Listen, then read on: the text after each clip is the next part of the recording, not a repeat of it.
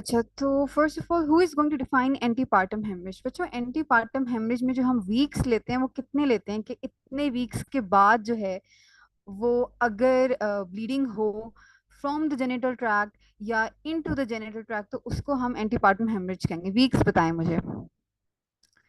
जो आपकी 10 टीचर्स है और स्टेप टू सी के वो थ्रेशोल्ड यूज करती है 20 वीक्स का। ठीक है।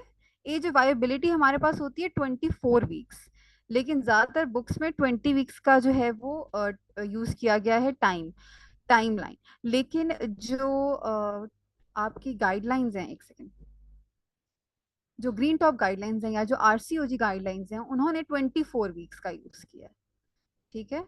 तो आपने ऑप्शंस में 20 वीक्स को प्रेफर करना है। ठीक हो गया। अच्छा, अब मुझे बताएं कि आपके पास एक पेशेंट आई है। ठीक है। Gravid two para one. Previously उसकी एसवीडी हुई है, नॉर्मल डिलीवरी थी और अभी वो 37 वीक्स पर है। और वो कंप्लेन करिए एक्सेसिव पर वजाइना ब्लीडिंग की। ठीक है। तो आपके डिफरेंशियल्स क्या क्या होंगे? एक मिनट, जरा मैं ये आंसर तो छुपा लूँ ना। हाँ। अब जल्दी से मुझे बताएं कि अगर कोई पेशेंट नियर टर्म है पर वजाइना ब्लीड के साथ आई है तो आपके माइंड में क्या क्या आएगा? Hurry up and start answering guys, I am waiting. अच्छा, देखिए सबसे पहले, अभी मैं ये नहीं कह रही कि क्या सिम्टम्स है, बस पर वजाइना ब्लीडिंग है, आपने क्या क्या, ठीक है, प्रेविया एब्रप्शन है, और इसके अलावा बच्चों मैं ये जानना चाह रही हूँ कि आपके माइंड में क्या है कि पीवी ब्लीडिंग टर्म पर या नियर टर्म किस किस वजह से हो सकती है? कॉर्ड प्रोलैप्स में बच्चों पीवी ब्लीड एज सच नहीं होती, उसमें बहुत सिवियर फीटल डिस्ट्रेस होता है और आपको कॉर्ड फील होती है पीवी पर। ये होता है कि अब्रप्शन और कॉर्ड प्रोलैप्स रिलेटेड हैं, इकट्ठे हो सकते हैं, लेकिन कॉर्ड प्रोलैप्स में पीवी ब्लीड आपका मेन सिम्टम नहीं होता। और कोई बात नहीं, डॉक्टर असमा ने पहला आंसर दिया, थैंक यू फॉर आंसरिंग। आगे। अच्छा, बच्चों मुझे बताएं क्या यूट्रीन रप्चर हो सकता है?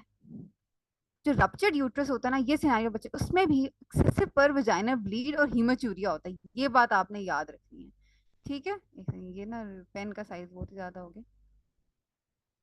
ठीक है। तो ये अपने डिफरेंशियल्स में जरूर माइंड में रखें कि यूट्रीन रप्चर भी उसको हो सकता है। लेकिन यहाँ पे यूट्रीन रप्चर होने का चांस कम क्यों है? ये जो मैंने आपको सिनेरियो बताया, यहाँ पे यूट्रीन रप्चर हम सबसे लास्ट में क्यों सोचेंगे? ये मुझे कोई बता दे प्लीज।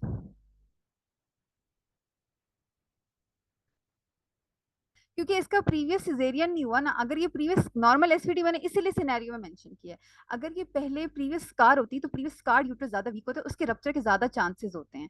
ठीक है। नॉर्मल डिलीवरी के साथ भी यूट्रीन रप्चर हो सकता है, लेकिन इतना कॉमन नहीं है। लेकिन अगर वो स्कार्ड होती और फिर एक्सेसिव पीयूबी के साथ आती तो हम यूट्रीन रप्चर भी सोचते पहले। ठीक है। इसके अलावा वाजा प्रेविया हो सकता है। ठीक है। इसका मेन डिफरेंशियल, वाजा प्रेविया जो है ना वो इतनी कोई कॉमन कंडीशन नहीं है और कोई बहुत डेंजरस नहीं है, क्योंकि ना ये बिल्कुल, मैं आपको एक्सप्लेन करूंगी तो आपको समझ आएगा। वाजा प्रेविया भी हमारे ना पीवी ब्लीडिंग के डिफरेंशियल में होता है, लेकिन एंटीपार्टम हेमरेज की कॉज है ये। इसके अलावा सर्वाइकल एक्ट्रोपियन, ठीक है, ये कंडीशन भी हम आगे पढ़ेंगे हम गायनी में। अच्छा जी। आपको मुझे ये बता सकता है कि what is placenta praevia, how do you define it? आपको डिफरेंशियल समझ आ गए ना? और ये भी समझ आ गया कि यूट्रीन रप्चर हो सकता है, लेकिन यहाँ पे हमने सबसे पहले यूट्रीन रप्चर क्यों नहीं कंसिडर किया? Because this was not a scarred uterus. ठीक है।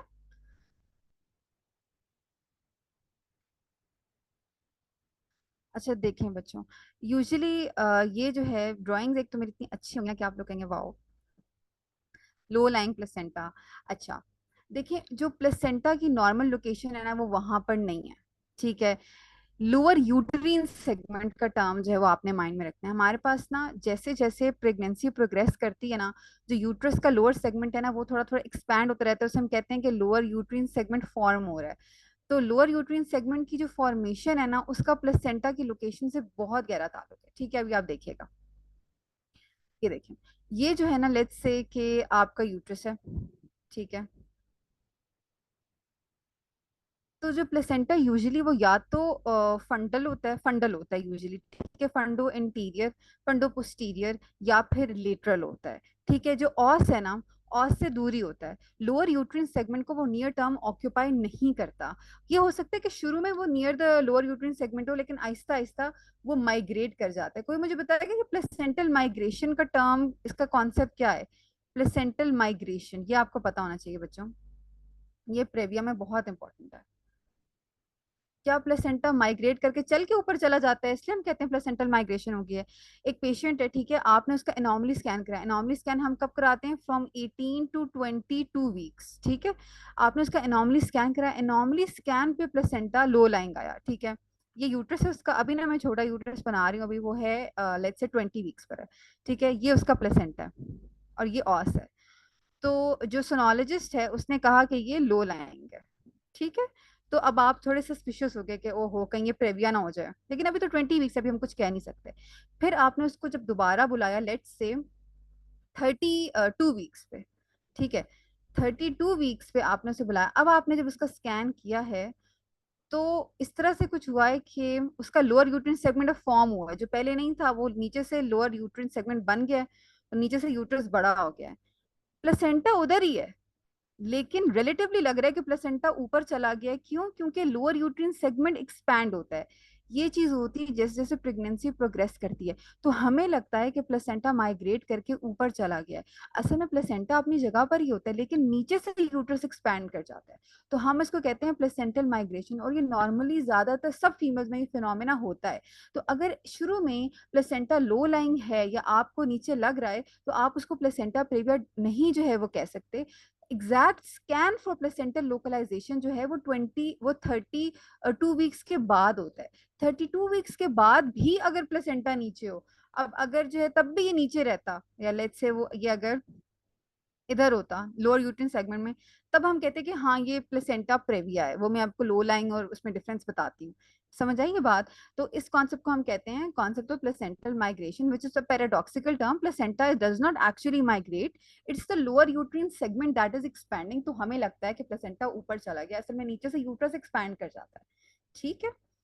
तो एग्जैक्ट ये आपको पता होना चाहिए कि स्कैन फॉर प्लेसेंटल लोकलाइजेशन हम कब करते हैं? आफ्टर 32 वीक्स, ठीक है। तो अगर आपके पास एनॉमली स्कैन पे लो लाइंग आया है, तो आप दोबारा स्कैन कराओगे 32 वीक्स पे लाजमी।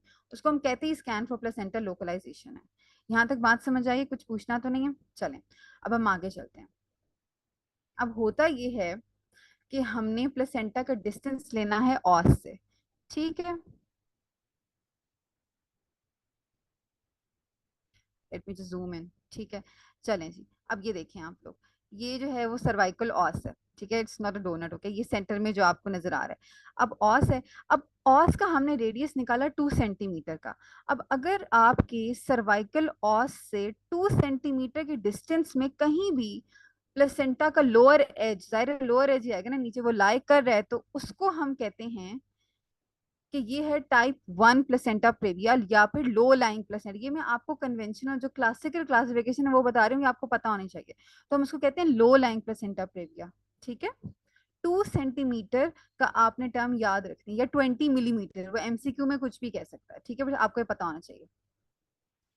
अच्छा, उसके बाद दूसरी कैटेगरी है कि अगर ये मार्जिन्स के पास आ जाए, मतलब कि ये सर्वाइकल ऑस है उसके मार्जिन्स को टच करने लग जाए, मतलब ज्यादा ही ओवर हो जाए कि मैं तो बस अब ऑस को ऑक्यूपाई करूंगा, मुझे अपने यूट्रस के लोअर सेगमेंट पे बस मैंने इन्वेट करना है सारी जगह।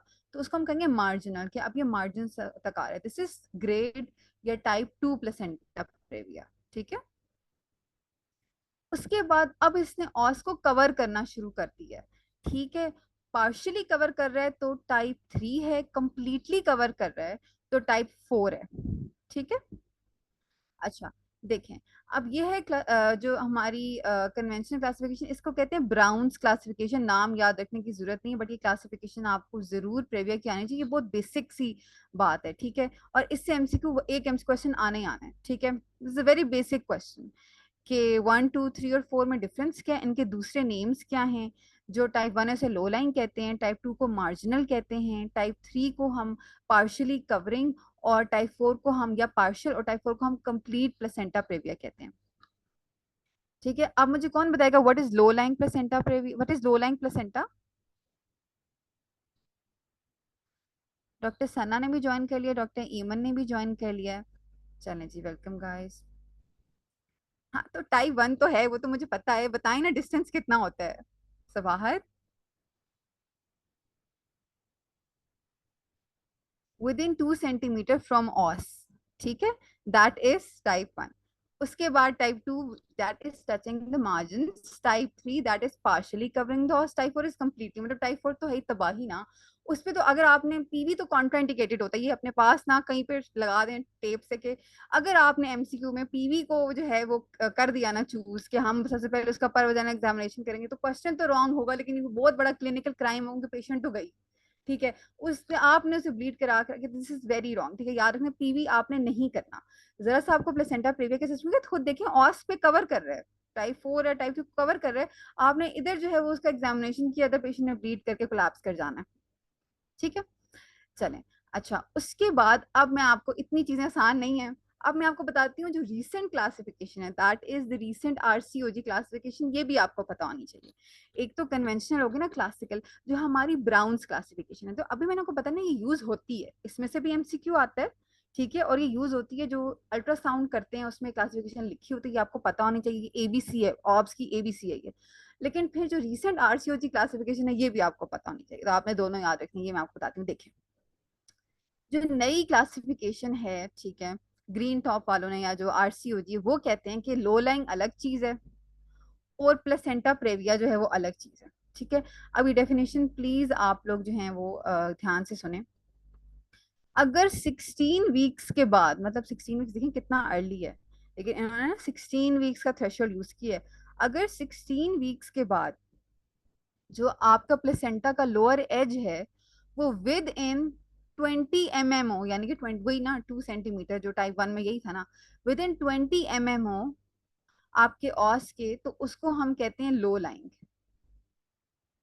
चीज तो वही, बात तो वही होगी जो टाइप 1 में, लेकिन उसमें 16 वीक्स वाली बात नहीं थी ना। तो इसमें कि if at more than 16 weeks of gestational age on your scan, please turn off your mic. किसने माइक ऑन किया अपना? वेरी बैड,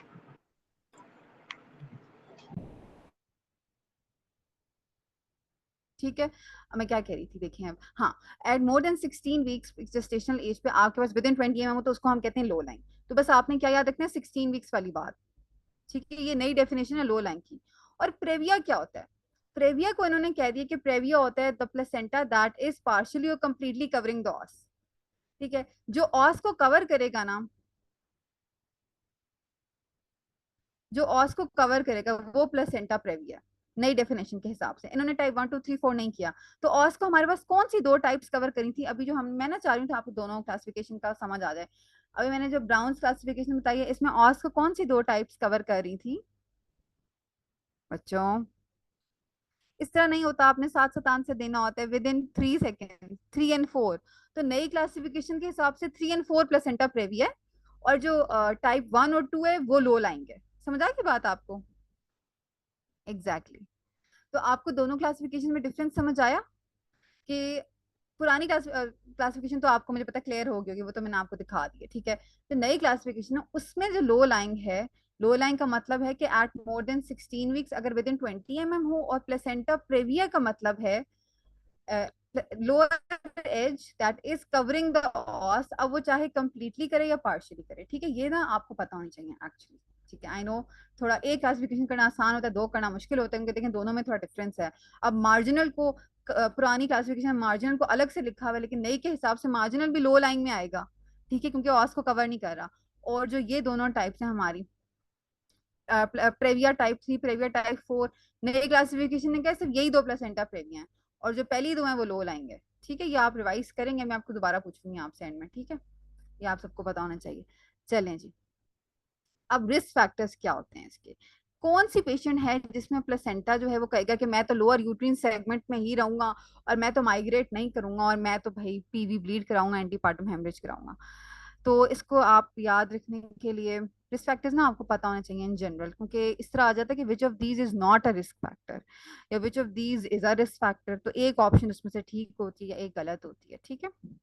देखें, अब एक खातून है, ठीक है, ये मैं आपको, अगर आपको समझ आए तो ये खातून है, ठीक है, ये आपको बहुत दफा डिस्कशन में मिलेंगी। वो सिगरेट पीती हैं, ठीक है, स्मोकिंग करती हैं, और पहले से हिस्ट्री है प्लेसेंटा प्रेविया की, तो जाहिर है इस बार भी होगा, या फिर सिजेरियन हुआ हुआ है। अभी मैंने आपको जो सिनेरियो दिया था उसमें एसवीडी थी पेशेंट की, ठीक है, याद है ना आपको। लेकिन सिजेरियन में प्लेसेंटा प्रेविया के चांसेस ज्यादा होते हैं, क्योंकि वो जो स्कार होता है नया प्लेसेंटा उधर एडहेरेंट हो जाता है, और वहां पे सिर्फ एडहेरेंस के चांसेस नहीं होते, वो इन्वेड भी कर देता है, ठीक है। इसके अलावा अगर यूट्रस एनोमलस है, लेट्स से अगर सेप्टेट यूट्रस है, ठीक है, या फिर बाइकॉन्वेट है, दरमियान में लेट्स से सेप्टेशन है, तो क्या होगा, प्लेसेंटा को सरफेस एरिया नहीं मिलेगा प्रॉपर माइग्रेशन के लिए, प्रॉपर अपनी लोकलाइजेशन के लिए, तो भी वो एबनॉर्मली लोकेटेड होगा, ठीक है, कॉमन सेंस। इसके अलावा मल्टीपल प्रेगनेंसीज में वैसे ही सारी कॉम्प्लिकेशन ज्यादा होती हैं और एज ज्यादा है। तो क्या क्या है, female who is smoking, who is old, ठीक है, we should not judge women like this, लेकिन हमें रिस्क फैक्टर्स याद रखने हैं, ठीक है। who is smoking, who is old, who has had a cesarean, ये देखें स्कार बना हुआ है, उसके फ्रॉक पे हम स्कार बना देते हैं, and who has had placenta previa, who is having anomalous uterus, and who is having multiple pregnancy, मतलब उसके ट्विंस हैं, ठीक है। रिस्क फैक्टर्स समझ आ गया आपको, ये आपने एक दफा 10 टीचर से अच्छे से देख लेना है, ठीक है। चलें जी, ये तो हमने इसकी बेसिक्स कर ली, डेफिनेशन, क्लासिफिकेशन, और ये अब आप लोग देख लें जो ब्राउन्स क्लासिफिकेशन है वो क्या कहती है, ये देखें। ग्रेड 1 दैट इज इंक्रोचिंग, सारी टर्मिनोलॉजी छोड़े, विद इन 2 सेंटीमीटर ऑफ ऑस हो गया, ठीक है, ये ऑस है, यहाँ पे ऑस है, ठीक है। और एक तो ये जो पेन है ना, एक सेकेंड, अच्छा यहाँ पे ऑस है, ये ऑस का जो है वो रेडियस है, ठीक है। तो ये विद इन 2 सेंटीमीटर अगर आ रहा है लोअर एज, तो दैट इज टाइप 1। टाइप 2 जो है that is reaching the margin of internal ऑस। Type 3 partially cover कर, टाइप 4 ने तो हद ही कर दी ना, उसने कहा मैं तो ऑस को कंप्लीटली कवर करूंगा, मुझे कोई लेना देना नहीं है कि क्या होता है फीमेल के साथ। अच्छा, अब सवाल ये है कि पेशेंट प्रेजेंट कैसे करेगी, ठीक है।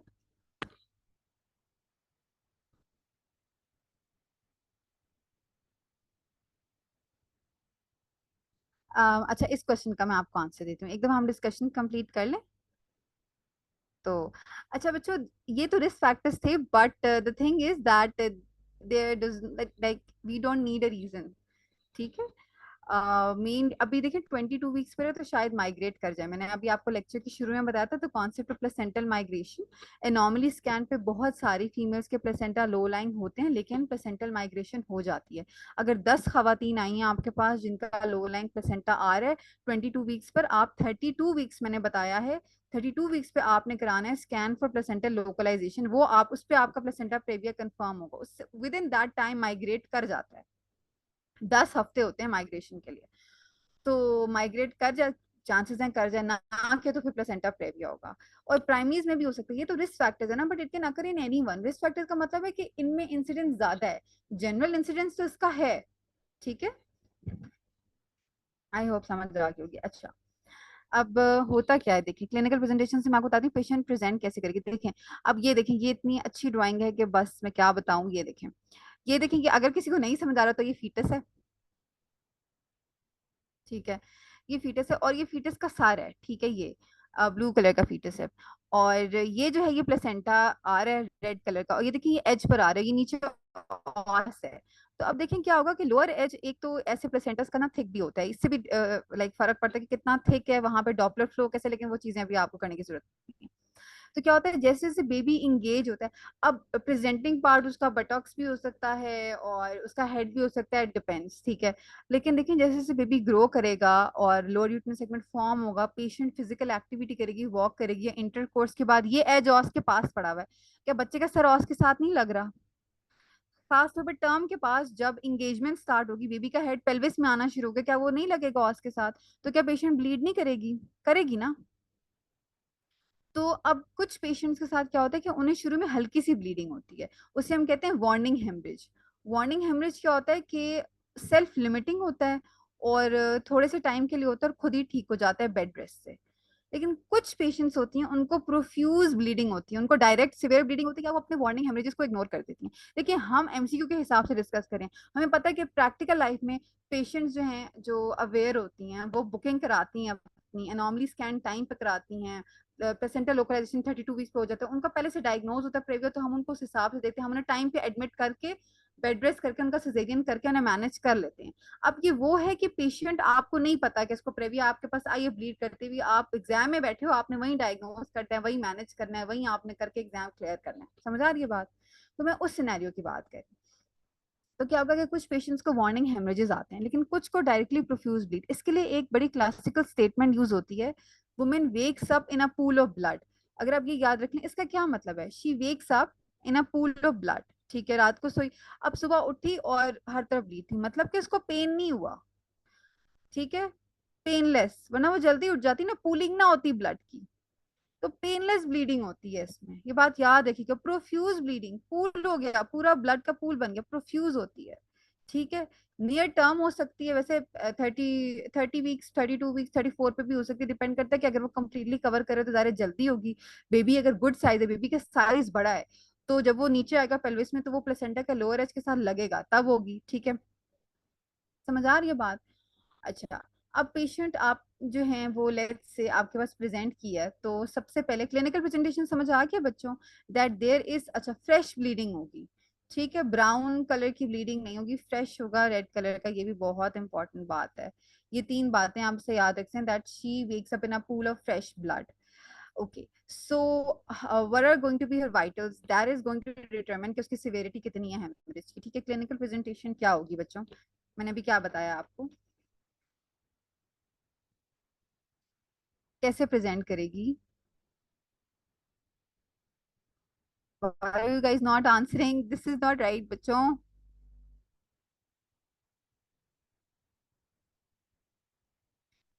ठीक है, तो या तो वार्निंग हेमरेज के साथ आएगी, ठीक है, या वही जो स्टेटमेंट है कि पूल ऑफ फ्रेश ब्लड, तो वही फ्रेश ब्लीडिंग होगी, प्रोफ्यूज होगी, पेनलेस होगी, तीन बातें हैं। अच्छा, अब आप उसके वाइटल्स लेंगे, ठीक है, और उसके सबसे वाइटल्स में क्या इंपॉर्टेंट है, उसका हार्ट रेट इंपॉर्टेंट है, उसकी पल्स और उसका ब्लड प्रेशर, कि वो हीमोडायनामिकली स्टेबल है या नहीं है। ठीक है, और एक और बात है, ब्लीडिंग कॉजलेस होती है, ये नहीं होता कि उसने वजन उठाया, ट्रॉमा हुआ, बगैर किसी ट्रिगर के भी हो जाती है, बिल्कुल कॉजलेस होती है। ठीक है, अच्छा कैरेक्टर ऑफ ब्लीडिंग मैंने क्या बताया, फ्रेश ब्लड होगा। ठीक है, और पेन होगा, नॉट एसोसिएटेड विद पेन। लेकिन अब एक पॉइंट प्लीज अपने पास नोट कर लें बच्चों, कि अगर प्लेसेंटा पोस्टीरियर है, ठीक है, अगर प्लेसेंटा पोस्टीरियर है तो हो सकता है कि उसको बैक पेन हो, लेकिन वो बैक एक होगा, कोई एब्डोमिनल पेन या यूट्रस में उसकी पेन नहीं होगा। ठीक है, जब पोस्टीरियरली लोकेटेड होता है ना प्लेसेंटा प्रेविया और प्रोफ्यूज ब्लीडिंग होती है, तो बैक एक होता है, ये ऑब्जर्व किया गया ये सिम्टम। ठीक है, और ये बुक्स में मेंशन्ड है, बस आपको पता होना चाहिए। इतनी वैसे आएगा नहीं इस तरह का क्वेश्चन, लेकिन बस पता होना चाहिए। अच्छा, अब मैं उसका एब्डोमिनल एग्जामिनेशन करती हूँ, मैंने उसके वाइटल्स ले लिए, लेट्स से वो स्टेबल है, नहीं है तो मैंने नहीं अभी स्टेबल ही है, ताकि हम बाकी चीजें डिस्कस कर लें, वरना हम उसकी फ्लूइड रिससिटेशन में ही सारा टाइम लगा देंगे, तो पेशेंट स्टेबल है, बस वो प्रोफ्यूज ब्लीडिंग के साथ आई है, और वो लाइक लिमिट हो गई है, लेट्स से वार्निंग हेमरेज था, उसने कहा कि शी इज एट 34 वीक्स, और वो कहती है कि ब्लीडिंग हुई, बुकिंग नहीं हुई, उसने अपना कोई चेकअप नहीं कराया हुआ, लेट्स से ऐसा सिनेरियो है, और उसको हिस्ट्री दे रही है कि उसको सुबह में प्रोफ्यूज ब्लीडिंग हुई थी, उसके तीन जो है वो पैड सोक हुए थे, खुद ही ठीक हो गई, फिर अब ये हल्की सी हो रही है, पेनलेस है, वो सारे कैरेक्टरिस्टिक्स हैं। अच्छा, पीए पे क्या मिलेगा आपको, अब आप उसका एब्डोमिनल एग्जामिनेशन कर रहे हैं बच्चों, पीए पे ना जो यूट्रस है वो बिल्कुल रिलैक्स्ड होगा। ठीक है, बिल्कुल रिलैक्स होगा, अनलेस कि उसको लेबर स्टार्ट हुआ हुआ है। अब क्या प्री टर्म लेबर भी हो सकता है किसी को, ठीक है, तो ऐसा नहीं है कि प्री टर्म लेबर तो अभी भी हो सकता है, तो क्या प्रेविया वाली पेशेंट को प्री टर्म लेबर नहीं हो सकता? लेकिन प्रेविया इटसेल्फ जो है वो रिलैक्स यूट्रस रखता है। ठीक है, यूट्रस रिलैक्स होगा अनलेस कि वो लेबर में हो। ठीक है, और इसके अलावा उसकी फंडल हाइट जो है वो बिल्कुल पीरियड ऑफ जेस्टेशन को कॉरिस्पॉन्ड कर रही होगी। ठीक है, मुझे बताएं, हाँ ठीक है बच्चों, मुझे बताएं कि अगर मैं आपसे ये कहूँ कि फंडल हाइट जो है वो पीरियड ऑफ जेस्टेशन से, मैं इसको लेट्स से मैं इसको चेक कर रही थी, पहले मैंने इसके विजिट्स देखे, अब ये बुकड हो गई ना, अब मैंने अपनी सवाल बदलने के लिए मैंने पेशेंट ही बदल दी, अब ये बुक पेशेंट है, इसकी फंडल हाइट 7 7 थी, पीरियड जेस्टेशन के साथ साथ थी, ठीक है, लेट्स से कल आई थी ये ओपीडी में, लेकिन अभी आई है तो इसकी फंडल हाइट पीरियड जेस्टेशन से ज्यादा हुई हुई है। मतलब लेट्स से ये है 32 वीक्स पे और इसकी फंडल हाइट हुई हुई है 36 की, तो ये क्या है, व्हाट इज दिस। और आई ये ब्लीडिंग के साथ है, ब्लीडिंग के साथ है ये, तो फंडल हाइट ज्यादा, व्हाट इज दिस बच्चों, क्यों ज्यादा है फंडल हाइट। कंसील, ठीक है। हाँ हाँ, कहेंगे क्या इसको। Very good doctor Subahat. ये अब्रप्शन है, मैं आपको बस आपने नोट के लिए, फंडल हाइट ज्यादा कब होती, कौन से एंटीबायोटिक में हमें फंडल हाइट ज्यादा होती है, जब रेट्रोप्लेसेंटल हीमाटोमा बनना शुरू हो जाता है, ठीक है, कंसील अब्रप्शन में होती है। लेकिन उसमें जब रेट्रोप्लेसेंटल हीमाटोमा बनता है ना, सिर्फ उसमें फंडल हाइट आपके पास ज्यादा होती है। ये प्रेविया से रिलेटेड नहीं है बात, लेकिन मैंने दरमियान में आपको बताया कि इससे क्वेश्चन आता है, ठीक है, या ताकि आपको याद रहे। तो प्लेसेंटा प्रेविया में पीछे कोई हीमाटोमा नहीं बन रहा, प्लेसेंटा अलग नहीं हो रहा, प्लेसेंटा अपनी जगह पर है, सिर्फ उसका लोअर मार्जिन बेचारा मासूम सा ब्लीड कर रहा है और उससे तबाही हो रही है। तो फंडल हाइट तो उतनी ही रहेगी। समझ आ गई बात, फंडल हाइट ने क्यों बढ़ना है, कोई ब्लड क्लॉट थोड़ी हो रहा है, ब्लड तो बाहर आ रहा है, लोअर एज से बाहर आ जा रहा है। वो एब्रप्शन होती है जिसमें पीछे से फंडस से प्लेसेंटा अलग हो जाता है, और पीछे जब वो फंडस में क्लॉट बनना शुरू हो जाता है, वो बड़ा होना शुरू हो जाता है, और वो आपकी जीफिस्टर्नम की डायरेक्शन में बढ़ता है और आपकी फंडल हाइट ज्यादा हो जाती है। ये कॉन्सेप्ट क्लियर हो फंडल हाइट वाली बात। इसमें बच्चे बहुत फंसते हैं। एक ही एंटीपार्टम हेमरेज की कैटेगरी है जिसमें फंडल हाइट आपकी एबनॉर्मली ज्यादा होगी, क्वेश्चन में अगर फंडल हाइट ज्यादा देते हैं, और वो कौन सी कैटेगरी है, वो है रेट्रोप्लेसेंटल हीमाटोमा। और रेट्रोप्लेसेंटल हीमाटोमा किस में बनता है, डॉक्टर सबाहत ने आंसर दिया, I am very happy, thank you doctor Sabahat, concealed abruption में, ठीक है, स्पेलिंग का खराब बेड़ा गर्क हो गया, कंसील्ड एब्रप्शन में। चलें जी, ये बात आप लोगों को समझ आ गई है बच्चों। आगे चलते हैं ना अब हम जरा। अच्छा, अच्छा, तो पर एब्डोमिनल फाइंडिंग्स आप लोगों को क्लियर हैं कि कुछ बेसिकली पर एब्डोमिनल आपको कुछ भी नहीं मिलेगा, बल्कि यही एक बात है, आपने एब्रप्शन रूल आउट कर दी कि भाई रिलैक्स यूट्रस है, चिल है यूट्रस, फंडल हाइट भी ठीक है बिल्कुल, और बेबी जो है आप देख लें उसकी सीटीजी करके कि बेबी कैसा है। मुझे बताएं जल्दी से पीवी पे क्या मिलेगा, जल्दी बताएं पीवी पे क्या फाइंडिंग होगी। पीए किए, जल्दी से पीवी करें, फाइंडिंग बताएं बच्चों।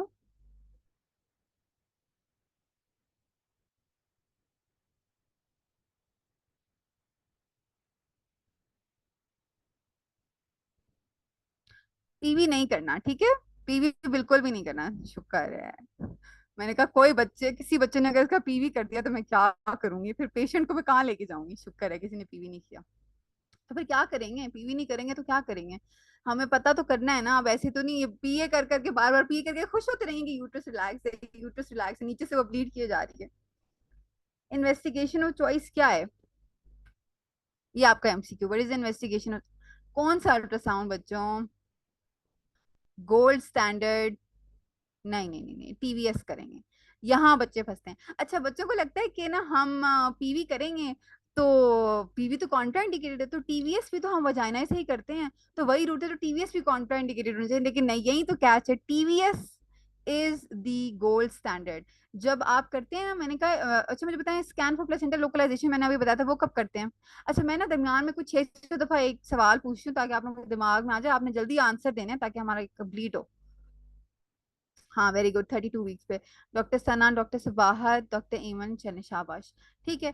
तो टीवीएस से हम करते हैं, ठीक है, प्लेसेंटा प्रीवी डायग्नोज ही हम टीवीएस पे करते हैं। तो डायग्नोसिस का gold standard is trans vaginal ultrasound examination. अब बच्चे कहते हैं कि ओहो भाई प्रोब आप इंसर्ट करेंगे तब नहीं कुछ होगा, नहीं बच्चों तब नहीं कुछ होगा, प्रोब आपने जेंटली इंसर्ट करना है, एज पे इंसर्ट करना है, आपको नजर आ जाएगा, कुछ भी नहीं होता, ठीक है। वो अगर है ना कि कम्प्लीटली ऑस को कवर कर रहा है तो वो आपको वैसे ही नजर आ जाएगा, वो प्रोब अंदर, उससे प्रोब से कुछ नहीं होता, लेकिन पीवी से बहुत तबाही होती है, ठीक है, पीवी नहीं करना। अच्छा, अब जो है वो प्रोब आपने सिर्फ जो है वो ऑस के, इंटरनल ऑस के पास लेके जाना होता है। अच्छा, एक और हमारे पास होता है, पुराने जमाने में होता था, आपको ना सिर्फ ये नाम पता होना चाहिए, उसको हम कहते थे डबल सेटअप एग्जामिनेशन, ठीक है। अगर क्वेश्चन में आए तो यही ना हो कि आप कहीं हो ये क्या भला है, हमें तो नहीं किसी ने बताया। Double setup examination, double setup examination अब हम नहीं करते, ठीक है। डबल सेटअप एग्जामिनेशन में क्या करते थे कि उस पेशेंट को ना ओटी में लेके जाते थे, और ओटी में ले जाने के बाद ना सी सेक्शन की सारी तैयारियां रखते थे, और वहां पर उसका पीवी करते थे। मतलब क्या हरकत है ये, आप सोचें, लेकिन ऐसा होता था, डबल सेटअप एग्जामिनेशन होता था। ये जब होता है हर जगह पे तो देखिए टीवीएस नहीं होता ना, किसी गांव में किसी जगह पे खैर, लेकिन वहां पर ओटी भी इतना अच्छा नहीं होता, तो कोई तुक नहीं बनती इस हरकत की, लेकिन ये एक तरीका था, ठीक है, पुराने जमाने का। आपको इसका नाम पता चाहिए, डबल सेटअप एग्जाम होता था, ठीक है। कर नहीं देना किसी का कि डॉक्टर बतूल ने बताया था तो चलो आओ इसका डबल सेटअप एग्जामिनेशन करिए, ये अब नहीं होता। चलें। अच्छा जी। अब आपने मैनेज कैसे करना है पेशेंट को। पेशेंट आई है 32 वीक्स पे, वार्निंग हेमरेज के साथ कि सुबह ब्लीड हुई थी, अब ठीक हो गया, आपको सिजेरियन कर देंगे, चलो भाई प्रेविया सिजेरियन करते हैं, क्या करेंगे। जल्दी बता दें बच्चों, ये तो इतना आसान है। आपने बताना है, डिस्कशन है, इट्स अ डिस्कशन। ये तो मैं स्लाइड तो हटाऊं ना आगे से, स्लाइड आप यहीं से पढ़ के ना लिखना शुरू कर दें, आप बताएं। कंजर्वेटिव। जिए, जिए देने हैं आपने उसे। कंजर्वेटिव, हाँ ठीक है। अच्छा बच्चों, इसमें ना आपने कंपैरिजन करना होता है, ठीक है। जो गाइडलाइंस है ना, वो ये कहती हैं कि मैनेजमेंट कंसर्न्स में आपने, ओ हाँ, जेस्टेशनल एज, ठीक है, सही है। आपने क्या करना होता है कि मदर और बेबी दोनों को देखना होता है, ठीक है, सॉरी सॉरी बेटा। तो मदर और बेबी दोनों को देखना होता है, ठीक है। अब इसमें ना बहुत सारे फैक्टर्स होते हैं, वो अब आप ध्यान से सुने, कान खोल के, ये इंपॉर्टेंट है, ठीक है। बेसिकली आपके पास ऑप्शन होती है कि आप बेड रेस्ट, ठीक है, अगर जो है वो सिवियर नहीं है बेड रेस्ट उसको दें, ठीक है।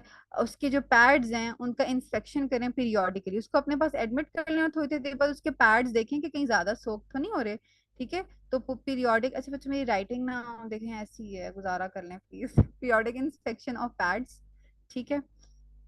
इसके अलावा आप उसको हीमाटेनिक्स देंगे, मतलब हमारी जो होती हैं कंजर्वेटिव, और क्या ही करेंगे उसको आप, ठीक है।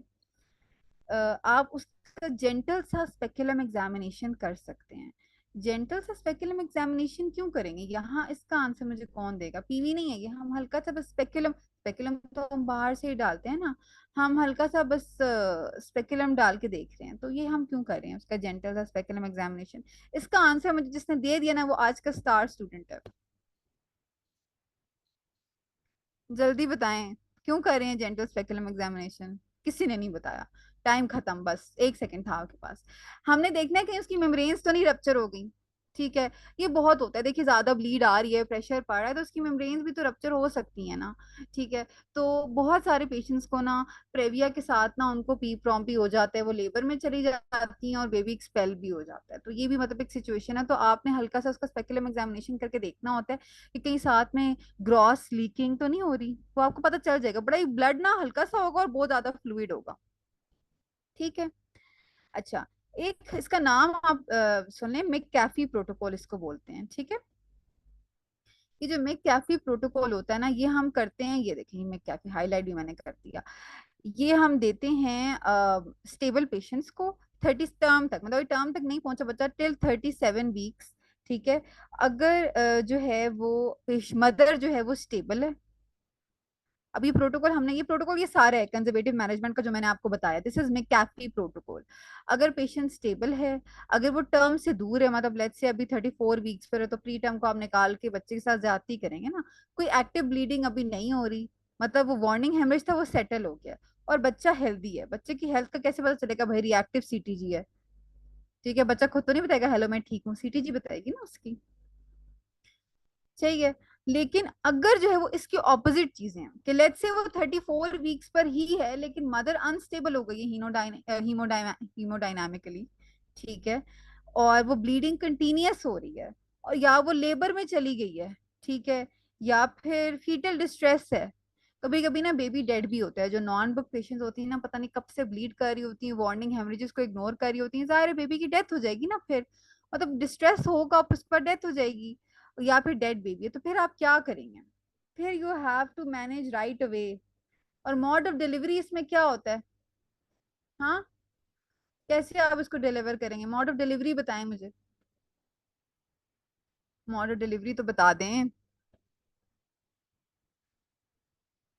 सी सेक्शन करेंगे बच्चों, ठीक है। इसको याद रखना, रास्ते में प्लेसेंटा है। अभी तो ब्लीड कर रहे हैं, सर सर आ रहे हैं बच्चे का, नीचे एंगेजमेंट हो रही है तो ब्लीड कर रहा है, पूरा बच्चा नीचे आएगा तब तो तबाही हो जाएगी। तो मॉड डिलीवरी हमेशा आपने सिजेरियन को प्रेफर करना है। हाँ, कुछ चीजें हैं, यूके की गाइडलाइंस कहती हैं कि कुछ कंडीशंस में, प्रेविया में नहीं, उनका तो बना कहते हैं लो लाइंग और प्रेविया अलग अलग टर्म्स हैं उनके लिए। लो लाइंग में आप कर सकते हैं वजाइनल डिलीवरी, लेकिन वो बहुत रेयर सिचुएशन होती है और वो आपने नहीं पढ़नी। C section, emergency C section, doctor Rabia ने तो परफेक्ट आंसर दे दिया कि इमरजेंसी, ठीक है, वेरी गुड। चलें जी, अब मैं आपसे कुछ क्वेश्चंस कहती हूँ, जल्दी जल्दी बच्चों रैपिड फायर करें, टाइम नहीं है, ठीक है, जस्ट तंग नहीं करना, फौरन आंसर देना है, ठीक है, सो नहीं जाना, जाग जाएं। अरे बताएं, आप सब लोग जागे में हैं ना? मैं दीवारों से बातें कर रही हूँ। गर्ल्स,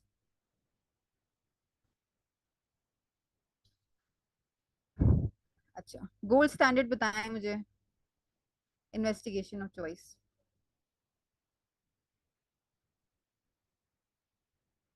टीवीएस, तो आ गया ये तो आंसर आपको।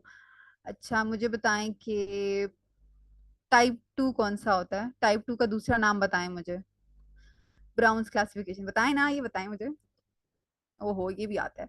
अच्छा अब मुझे बताएं आप लोग कि ब्लीड कैसी होती है, ब्लीड कैसी होती है बच्चों इसमें।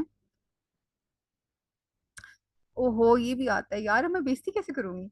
अच्छा अब आप लोग मुझे बताएं कि स्कैन फॉर प्लेसेंटल लोकलाइजेशन कब करते हैं,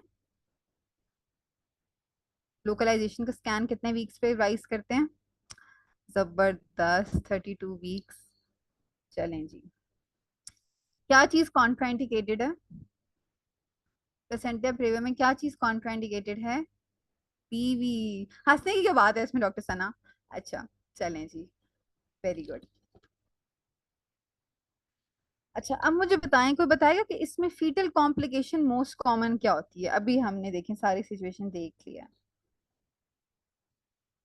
तो प्लेसेंटा प्रेविया वाले पेशेंट्स में फीटल कॉम्प्लिकेशन क्या होगी जो कॉमन होगी, बड़ी सिंपल सी है। देखें, अगर वो जल्दी अनस्टेबल हो गया, लेट्स से 32 वीक्स पर ही, हाँ हाइपोक्सिया हो सकता है, बिल्कुल डिस्ट्रेस। लेकिन अब बच्चा डिलीवर हो गया तो एक तो लो बर्थ वेट बेबीज होते हैं क्योंकि वो जल्दी हो जाते हैं, और प्री टर्म बेबी, ठीक है, ये आपने माइंड में रखना है कि वेरी कॉमन। क्योंकि देखिए जल्दी डिस्ट्रेस आ गया तो आपने रिगार्डलेस ऑफ जेस्टेशनल एज आप सिजेरियन कर देना है, ठीक है। चलें जी, प्लेसेंटल माइग्रेशन का कॉन्सेप्ट समझ आ गया, वार्निंग हेमरेज समझ आ गया। अच्छा एक और बात, अच्छा प्लेसेंटा प्रेविया ना, ये चीज हमने ऑब्जर्व की है कि प्लेसेंटा प्रेविया उनमें बहुत कॉमन होता है। ये बस वजह नहीं पता, ये एक इंसिडेंस है, ये आप याद रख लें, that it is associated with mall presentation.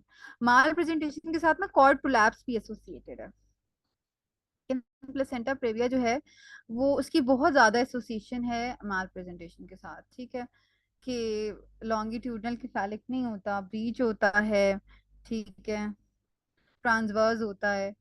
तो इस केस में अगर बच्चा ब्रीच या ट्रांसवर्स है तो फंडल हाइट वैसे ही कम होती है, ठीक है। तो ये नहीं कहना कि ओहो फंडल हाइट ज्यादा होती थी कंसील्ड एब्रप्शन में, ये तो कम हो गई। वो आप अगर पहले से उसको देख रहे हैं ना, पेशेंट को विजिट्स उसके हैं कार्ड पर, तो आपको समझ आ जाएगी कि ब्रीच और ट्रांसवर्स में वैसे ही वो बच्चा पड़ा ही ऐसा होता है, उसकी फंडल हाइट कम आ रही होती है, ठीक है।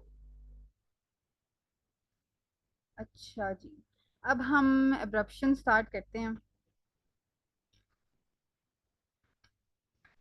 ठीक है। चलें जी, premature delivery, fetal distress, ठीक हो गया।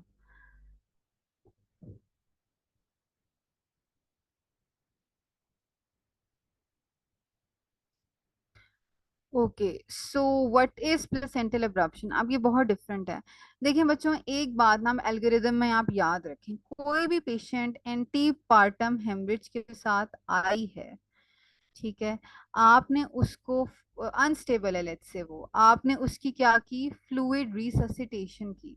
फ्लूइड रिससिटेशन करने के बाद आपने, पहली चीज आपके दिमाग में क्या होनी चाहिए एज अ गायनेकोलॉजिस्ट या as a simple medical practitioner, fluid resuscitation पर पहली चीज, ये मुझे कौन बताएगा, first thing that you have to do, बाकी सब एग्जामिनेशन तो करते रहे, दिमाग में क्या घंटी बजनी चाहिए, ये मैं सबसे पहले करूँ।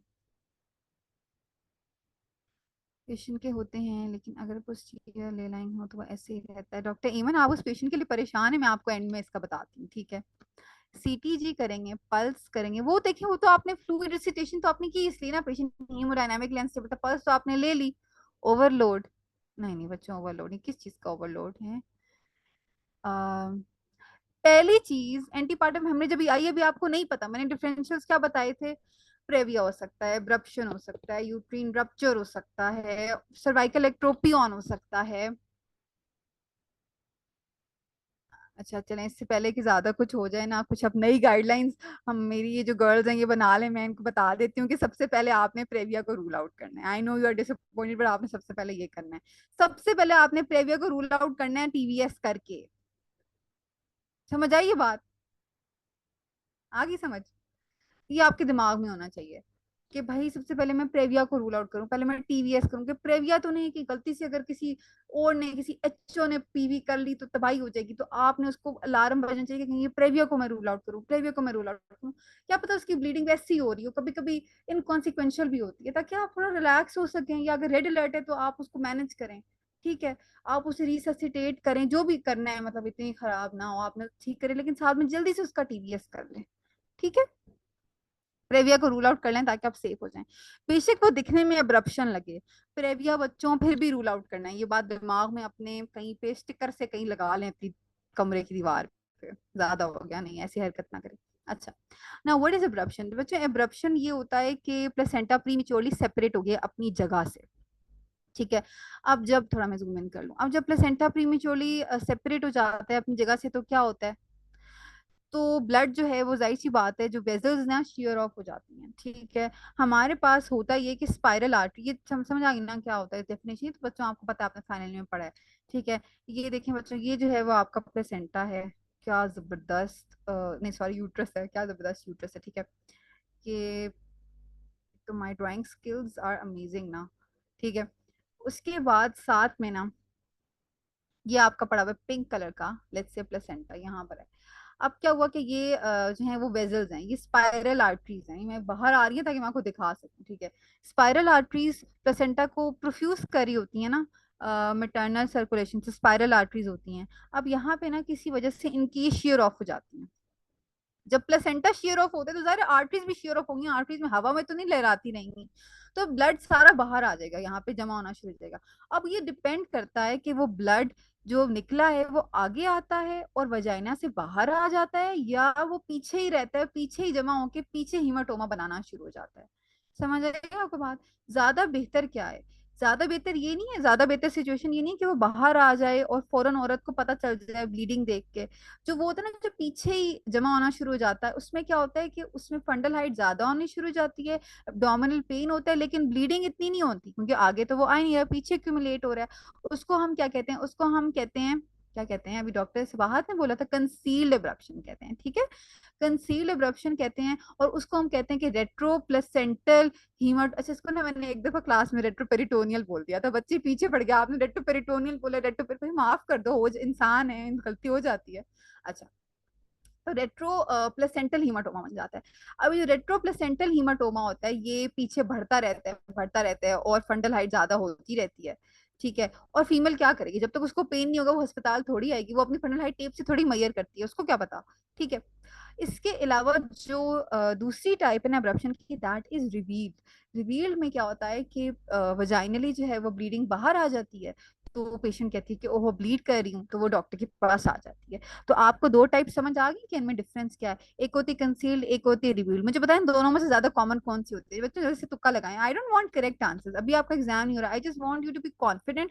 मैं चाहती हूँ कि आप जल्दी जल्दी ना आंसर्स दें, तो फिर देखना आप कितनी आपकी असेसमेंट बेहतर हो जाएगी। ये चीज बहुत इंपॉर्टेंट होती है। गलत आंसर दें, आंसर दें, बोलें।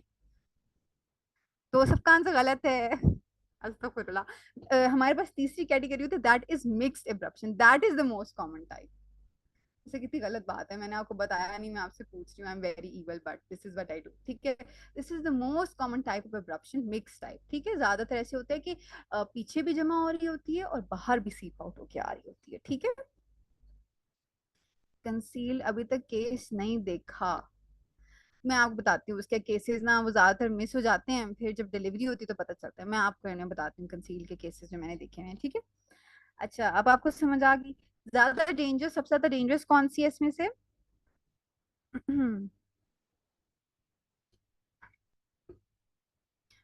सबसे ज्यादा डेंजरस कौन सी, कि मुझे लगता है 2 मिनट बाद ना सब सो जाते हैं, फिर जाग जाते हैं, फिर सो जाते हैं। हाँ ना, कंसील है ना बच्चों, बता दिया करो। अच्छा, तो आपको समझ आ गई। देखें प्रेविया में क्या है, बड़ा मतलब देखें, कोई अब तो कोई भी ऐसा नहीं होगा जो प्रेविया और एब्रप्शन को कंफ्यूज करे, बिल्कुल ही डिफरेंट सिनेरियो है, ठीक है। उसमें पेनलेस प्रोफ्यूज ब्लीडिंग है, इधर तो मस्ता ही अलग चल रहा है ना, ठीक है। ये देखें नीचे है प्लेसेंटा प्रेविया में, ये कौन सी कैटेगरी है प्रेविया की, ये जो पिक्चर है कौन सी कैटेगरी है ये प्रेविया की? हाँ ना, टाइप 4 ना यार। अच्छा, अब देखें ये अब्रप्शन है, अब्रप्शन में अब देखिए मसला क्या हो रहा है इसमें, फीटल डिस्ट्रेस क्यों होता है? देखें जब यहाँ पर ये मैंने दिखाया था ना, ब्लड एक्यूमुलेट हुआ, तो जो मैटरनल और फीटल सर्कुलेशन के दरमियान जो न्यूट्रिएंट्स जा रहे थे वो रुक गए, क्योंकि या तो क्लॉट आ गया, ब्लड वेजल्स तो शेयर ऑफ हो गई, उनकी तो टीयरिंग हो गई, तो अब कम्युनिकेशन नहीं होगी, तो जो ऑक्सीजन है अब उसकी ट्रांसपोर्ट रुक जाएगी टू द फीटस। तो अब कोई फायदा नहीं है वेट करने का। देखिए प्रेविया में हम, अगर प्रेवियर ठीक हो गया है, अगर वार्निंग हेमरेज था, तो हम मिक कैफी प्रोटोकॉल यूज करते थे ना, मिक कैफी प्रोटोकॉल यूज करके हम उस पेशेंट को लेके जा सकते हैं टाइम तक। लेकिन इसमें अगर अच्छी खासी मतलब हो गई है शेयरिंग ऑफ, तो अब आप प्लेसेंटा को वापस जोड़ तो नहीं सकते। अब अगर आप पेशेंट को रखेंगे तो आप बेबी को खराब करेंगे, और ठीक है। चलें जी, अब आप मुझे इसमें बताएं कि यूजुअली जो रेट्रो प्लेसेंटल, अब हम ना तीनों कैटेगरीज को जरा देख लेते हैं। चलें जी, ये नजर आ रहे हैं? और जूम इन करूँ बच्चों, मुझे बता दिया करें ये ना थोड़ा, अब मुझे नहीं पता आप लोग फोन यूज कर रहे हैं लैपटॉप यूज कर रहे हैं, तो आई होप कि आप लोगों से पढ़ा जा रहा है ये। मार्कर कौन सा यूज करूं, चलें येलो कर लेती हूँ। अच्छा, अगर प्लेसेंटा के पीछे ब्लड एक्यूमुलेट होगा तो वो होगी कंसील्ड में, रेट्रो प्लेसेंटल हीमाटोमा होगा तो उसमें फंडल हाइट ज्यादा होगी। सिर्फ मैंने बताया एक कैटेगरी एंटीपार्टम हेमरेज की जिसमें फंडल हाइट ज्यादा होती है, ठीक है। इसमें जो है वो ब्लड सिर्फ थोड़ा सा बाहर आता है और वो डार्क ब्राउन कलर का होता है। प्रेविया में कैसी ब्लीड थी, फ्रेश थी। इसमें ब्लड हमेशा ज्यादातर डार्क ही होता है, इसमें क्लॉट्स हो सकते हैं, डार्क ब्राउन कलर का होता है, और पेशेंट शॉक में जाना शुरू हो जाएगी। आप कहेंगे कि इस पेशेंट को, पेशेंट कहेगी कि आएगी, लेट से कोई लेबर में पेशेंट आती है, आपको लगेगा वो लेबर में। अच्छा, एब्रप्शन के साथ ना लेबर भी हो जाता है, क्योंकि जैसे प्लेसेंटा अलग होता है ना, तो यूट्रस इरिटेट होता है, तो पेशेंट लेबर में भी चली जाती है, ये याद रखिएगा, ठीक है। हम एक पेशेंट आएगी, वो आपके साथ आपके पास आएगी लेबर में होगी, और आप कहेंगे कि इसको इतनी ज्यादा स्ट्रॉन्ग कॉन्ट्रैक्शंस क्यों आ रही है, इसका यूट्रस रिलैक्स क्यों नहीं हो रहा, और उसको ना बड़ी ऐसी डार्क सी थोड़ी सी पीवी ब्लीड होगी, जिसको जिसको कंफ्यूज कर देंगे आप शो के साथ। आपको लगेगा कि ये लेबर में जो शो होता है, थोड़ा सा ब्लड वैसे भी पास होता है, जो म्यूकस प्लग अलग होता है, तो आपको लगेगा ये शो है, और वो मिस डायग्नोज हो सकती है। तो आपने इसमें फोकस करना है कि पेशेंट की पाल्पेबल्स लेनी है, पाल्पेबल यूट्रीन कॉन्ट्रैक्शन देखे कि इसका यूट्रस रिलैक्स ही नहीं हो रहा, इसका यूट्रस तो वुडी यूट्रस है, वुडी यूट्रस की टर्म हम यूज करते हैं, इसका यूट्रस तो टेंस है, इसका यूट्रस तो टेंडर है, it's not relaxing between contractions, and there's a lot of fetal distress and the patient is going into shock. She is having a very high pulse and a very low BP, but she is not bleeding. So what is going to be there? Her fundal height is going to be increasing.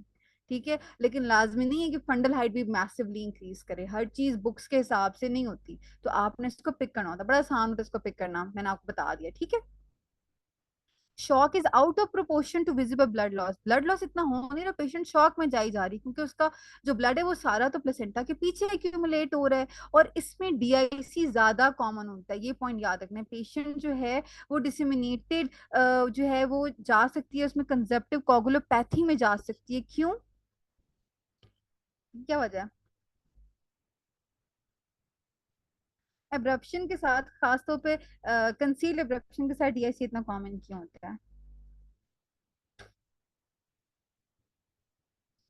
क्योंकि बच्चों इसमें क्या होता है कि ना, देखेंगे clot पड़ा हुआ है ना, ठीक है, या ब्लड सीप कर रहा है पीछे, और साथ साथ क्लॉट भी हो रहा है, तो यहाँ पे प्रेशर इफेक्ट आ रहा है, ये है ना। अब मैं यूट्रस सारा इधर दोबारा बनानी पड़ेगी ड्राइंग, तो ये देखें, कि यूट्रस है ना पूरा ठीक है, ये यूट्रस है, अब पीछे ब्लड जाए जा रहे, ऊपर से क्लॉट का प्रेशर भी है, तो बहुत तेजी से जो है वो ब्लड पीछे जाएगा। जब वो पीछे जाएगा तो वो मेटर्नल सर्कुलेशन में ना थ्रोम्बोप्लास्टिन रिलीज होना शुरू हो जाता है।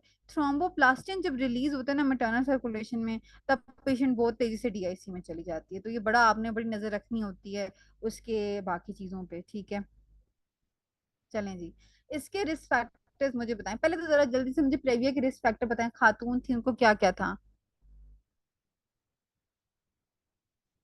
प्रेविया के रिस्क फैक्टर बता दो बच्चों, व्हाट इज दिस बिहेवियर, अभी बताए थे मैंने।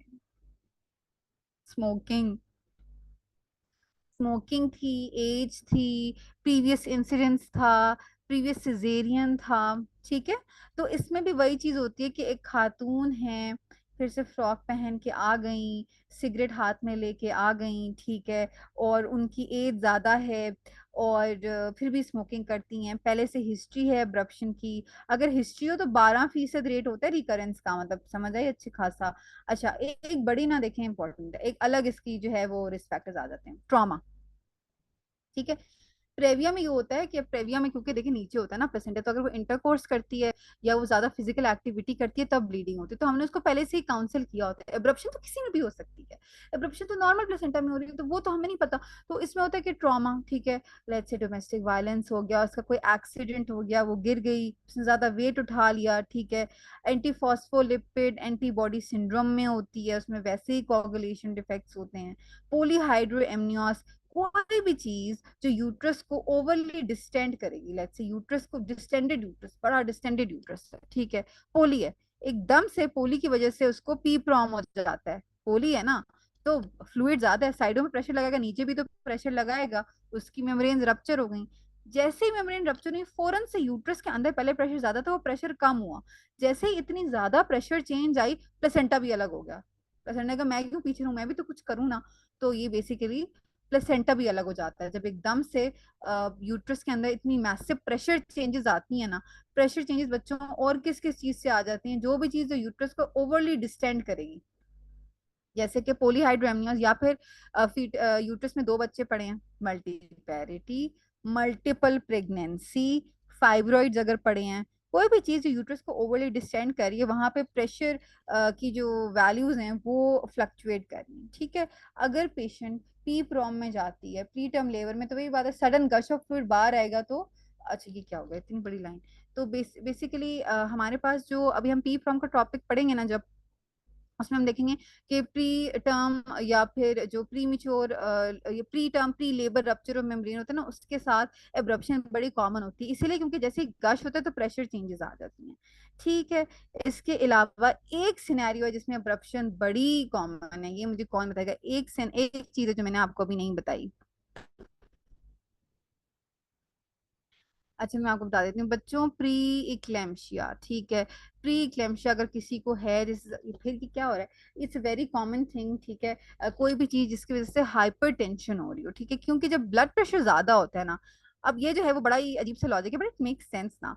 जब ब्लड प्रेशर ज्यादा होता है और तो उसकी वजह से ना प्लेसेंटल सेपरेशन हो जाती है प्रीमेच्योर, रेज ब्लड प्रेशर की वजह से। तो हाइपर टेंशन ना इसके साथ बहुत कॉमन है, एब्रप्शन बहुत ज्यादा। अभी आप आगे प्रैक्टिस में जाएंगे, अगर आप करें तो आप देखेंगे, ठीक है। आपको रिस्क फैक्टर समझ आ गया, आपने सब कुछ माइंड में रखना है। और मुझे आप जल्दी से बताएं कि आपको वाइटल्स तो समझ आ गए क्या क्या मिलेंगे, मैंने आप बहुत सिंपल है, ठीक है, जो भी एंटीपार्टम हमें डिपेंड करता है सिवेरिटी क्या है। फिर पेशेंट की क्लिनिकल प्रेजेंटेशन समझ आ गई, सीपीए सेरेब्रल पाल्सी नहीं है, ये क्लिनिकल प्रेजेंटेशन है। और फिर मुझे बताएं पीए पे क्या मिलेगा, कैसा यूट्रस होगा, वुडी यूट्रस होगा, ठीक है, टेंस स्टैंडर होगा, पेशेंट लेबर में जा सकती है, लेबर में क्यों जा सकती है, प्लेसेंटा अलग होने की वजह से यूट्रस इरिटेबल होकर लेबर स्टार्ट हो सकता है, प्रीटर्म लेबर में जा सकती है। फंडल हाइट को क्या होगा, वैसे तो इक्वल ही होगी, लेकिन ज्यादा कब होगी, जब हमारे पास कंसील्ड वाली होगी, ठीक है। पूरे एंटीपार्टम हेमरेज में एक ही चीज है जिसमें फंडल हाइट ज्यादा होती है, मैं 50 दफा बोल चुकी हूँ, कंसील्ड वाली एब्रप्शन। उसके बाद अगली चीज आ जाती है फीटल हार्ट रेट, हमेशा बच्चा डिस्ट्रेस में जाना शुरू हो जाता है, हमेशा, ठीक है। और यही हमारा मसला, हमने तो बच्चे को भी बचाना है ना माँ के साथ, फीटल डिस्ट्रेस बहुत कॉमन होता है, ठीक है। अच्छा, आपने प्रेविया को रूल आउट करना था, मैंने कहा था एंटीबायोटिक में सबसे पहले हमने प्रेविया को रूल आउट करना है, वाइट स्टेबलाइज करके जल्दी से। अब आप इसमें जो है वो डायग्नोसिस ना इसका ज्यादातर क्लिनिकल होता है, ठीक है, क्लिनिकल होता है। और दूसरी चीज में ये होता है कि पैलर ज्यादा हो रहा होता है, ब्लीडिंग कम हो रही होती है, वही पता है शॉक आता है, ब्लीडिंग इतनी नहीं है, क्योंकि ब्लीडिंग आधी तो पीछे जा ज्यादा, सबसे ज्यादा कॉमन तो मिक्स है ना, आधी ब्लीडिंग तो पीछे जा रही है, हीमाटोमा बना रही है, थोड़ी सी आगे आ रही है। तो इतनी प्रोफ्यूज प्रेवियर में प्रोफ्यूज ब्लीडिंग थी, और ये ज्यादा खतरनाक है, क्योंकि फीमेल ये चीज नोटिस नहीं करेगी, फीमेल कहेगी ऐसे ही हल्की सी ब्लीड हुई, नहीं नहीं नोटिस करेगी, और वो शॉक में चली जाएगी, ये बड़ा खतरनाक इसमें होता है। अब मुझे जल्दी से बच्चों बताएं कि how do you diagnose it. ठीक है, क्लिनिकली डायग्नोज करेंगे। अच्छा, हमारे पास ना जो स्कैन होता है ना, उसमें अच्छा खासा हमें ना, जो अगर कोई एक्सपर्ट क्लिनिशियन या सीनियर ऑब्स्टेट्रिशियन है, उसे क्लॉट नजर आ जाता है, ठीक है। चलें जी, वही सारी बातें हैं कि पीवी ब्लीड आपके पास जो है वो एब्सेंट भी हो सकती है, थोड़ी सी माइल्ड हो सकती है, पैलर आउट ऑफ प्रोपोर्शन होता है, पैलर ज्यादा होता है, ब्लीड कम होती है, डार्क कलर ब्लड होगा। अच्छा, कोवलेयर यूट्रस क्या होता है ये मुझे कौन बताएगा, या मैं आपको दिखाऊं अब गूगल पे कोवलेयर यूट्रस। मैं आपको ना व्हाट्सएप पे सेंड करूंगी, बल्कि नहीं, मैं आपको ग्रुप में सेंड करूंगी। ये जब आप खोलते हैं ना पर ऑप एब्रप्शन को, तो आपको यूट्रस के, यूट्रस होता है उसके ऊपर बड़ी रेड स्ट्रीक सी बनी होती हैं, बड़ा ऐसे डेंजरस सा लुकिंग होते हैं, पर क्लासिकल सा होता है, तो हम कहते हैं कोवलेया यूट्रस, ये बस आपको नाम पता होना चाहिए, बिकॉज ये एक दो बुक्स में मेंशन्ड है, ठीक है। अच्छा जी, ये खुद ही भी लेबर इंड्यूस कर देती है, जैसे मैंने आपको बताया था कि पेशेंट लेबर में चली जाती है, जिसकी वजह से लेबर पेन्स आते हैं, तो लेबर पेन्स एब्रप्शन के पेन को मास्क कर देंगे, हमें लगेगा पेशेंट लेबर में है। तो उसके लिए जरूरी है कि आप हाथ रख के देखें कि यूट्रस रिलैक्स भी हो रहा है या नहीं। लेबर में यूट्रस दरमियान में रिलैक्स होता है ना कॉन्ट्रैक्शंस के दरमियान में, इसमें वो नहीं होगा। तो अगर आपने पेशेंट के एब्डोमेन को हाथ में लगाया, आप नहीं डायग्नोज करेंगे। बहुत इंपॉर्टेंट है प्रॉपर पीए करना इसमें। सिम्फिजियो फंडल हाइट को क्या होगा, तीनों टाइप्स में सिर्फ एक कंडीशन है बढ़ेगी, that is conceal type. PV आपने करना है प्रेविया को रूल आउट करने के बाद, ये रूल है किसी भी एंटीपार्टम हेमरेज का, जो भी हो प्रेविया को रूल आउट करो, ठीक है। चलें जी, मैनेजमेंट बताएं, इसको मैं क्यों बताऊं आपको, आप मुझे मैनेजमेंट बताएं जल्दी से, फिर मैं आपको बताती हूँ। बच्चों गलत जवाब देते हैं, जवाब देते हैं, मैं आपको किसी वजह से कह रही हूँ जवाब दिया करें आपको। आफ्टर 3 मंथ्स आपको रियलाइज होगा कि मैं आपसे क्या कहती थी, आप लोग खुद डिफरेंस फील करेंगे। बस दो दिमाग में आए ना जवाब, टॉपिक से है नहीं कुछ और बोलते हैं, जो दिमाग में आंसर है कर दिया करें। इमरजेंसी सी सेक्शन रिससिटेशन, हाँ रिससिटेशन तो हम करेंगे ना, ठीक है गुड। इसमें प्रेफर्ड मोड ऑफ डिलीवरी क्या होता है? देखिए, प्रेविया में मैंने आपसे क्या कहा था, प्रेविया में आपने सिजेरियन ही करना है, ठीक है। प्रेविया में आपने सिजेरियन ही करना होता था, चाहे जो भी मोड ऑफ डिलीवरी हो, ठीक है। प्रेविया में आपने सी सेक्शन ही करना होता था, चाहे फीटल मतलब टर्म पे पहुंच गए तो बेसिक फीटल डिस्ट्रेस नहीं आपने करना ही है ना, ठीक है। लेकिन जो एब्रप्शन होती है ना, एब्रप्शन में प्रेफर्ड मोड होता है वेजाइनल, ये आप प्लीज, खुद ही भी वो लेबर में चली जाती है, वेजाइनल होता है। लेकिन अगर डिस्ट्रेस है, फीटल डिस्ट्रेस ज्यादा है, ठीक है, फीटल डिस्ट्रेस अगर है और वो फुली डायलेटेड या ऐसा इतना लेबर में नहीं है, तो आप इमरजेंसी सिजेरियन करेंगे, समझ आई बात,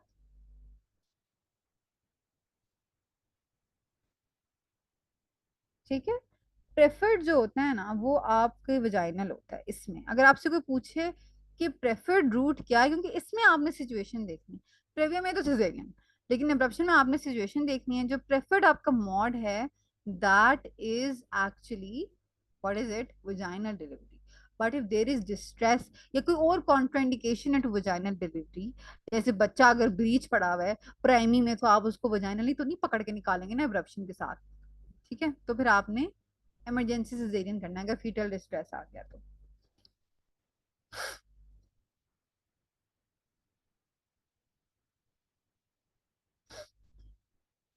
चलें जी, आई होप आपको ये मुझे बताएं क्लियर हो गया, समझ आ गया अब हम एब्रप्शन और प्रेविया।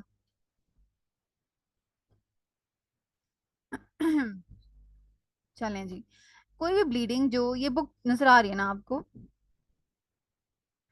बच्चों बता दें बुक नजर आ रही है नहीं, ये तो बता दें, ये तो मैं आपसे क्वेश्चन तो नहीं पूछ रही, अच्छा। 20 वीक्स के बाद कोई भी ब्लीडिंग होगी उसे हम कहेंगे। ठीक है। और most common causes antepartum haemorrhage के हमें पता है क्या होते हैं। ठीक है। अच्छा, अब ये जो है वो स्टेप 2 ने एक फजूल सा टेबल दिया हुआ है जिसको पढ़ के बच्चे कंफ्यूज होते हैं। कंपैरिजन करने की जरूरत ही नहीं है इन तीनों में। हाँ, मैं आपको बच्चों को वलिया यूट्रस की तस्वीर दिखाती हूँ, समय अजान होने वाली है।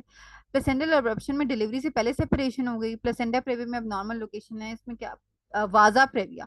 वाजा प्रेविया बहुत इंपॉर्टेंट है, ठीक है, वो भी हम डिस्कस करेंगे। रिस्क फैक्टर्स वही है, देखें एब्रप्शन की, हाइपरटेंशन, ट्रॉमा, ठीक है, कोई भी टोबैको। अच्छा, इसमें ना कोई भी चीज जो वेजल्स का वेजोस्पैज्म कराती है ना, कोकेन वगैरह वो भी कराती है, क्योंकि देखिए इसमें वेजल्स शेयर ऑफ हो रही है एब्रप्शन में।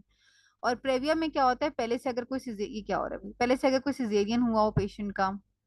इसमें हाईलाइटर कहाँ से ऑन होता था, यहाँ से कर लेते हैं नोटेट। पहले से कोई सिजेरियन हो रहा हो पेशेंट का, ठीक है, वो रिस्क फैक्टर्स है। ठीक है, सिम्टम्स हमें पता चल गए हैं, इसको बिल्कुल आपको बिल्कुल क्लियर हो गया होगा ये वाली बात। अच्छा, बच्चों अजान हो रही है, जस्ट गिव मी 2 मिनट्स, ठीक है।